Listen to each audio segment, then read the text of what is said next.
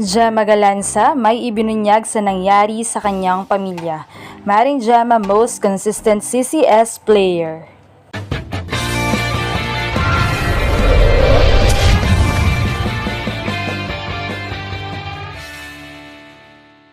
What's up, Volleyball Nation? Welcome back to my YouTube channel. Narito ako para magbigay sa inyo ng updates tungkol sa mundo ng volleyball. Pero bago yan, don't forget to subscribe and hit the notification bell para updated ka sa aking mga videos. Ibang growth na nga ang nakikita natin para kay Gemma Galanza. Mula pa noong Adamson days pa lamang niya hanggang sa siya ay napunta na sa Pro League. Gaya rin ng mga batang manlalaro ng volleyball na nangangarap maipakita ang talento at gayon din ay makapag-ambag sa pamilya, ay dumaan din si Gemma sa napakaraming karanasan at pagsubok. Pinangarap nga niyang maging student athlete sa isang UAAP school. Malaking tulong na naging varsity siya sa Adamson since libre ang tuition niya plus may mga allowance pa. Kaya naman talagang doon pa lamang ay nakatulong na siya sa kanyang pamilya.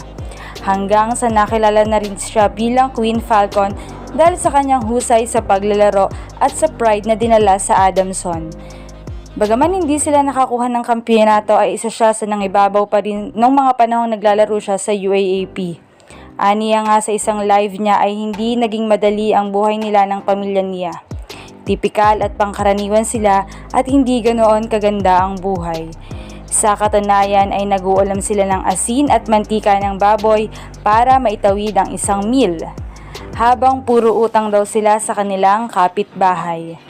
Mahaba na raw ang listahan ng utang nila, kaya naman kapag uutusan sila ng nanay nilang umutang, nahihiya na sila at nagtuturoan kung sino na lang ang uutang sa magkakapatid nila.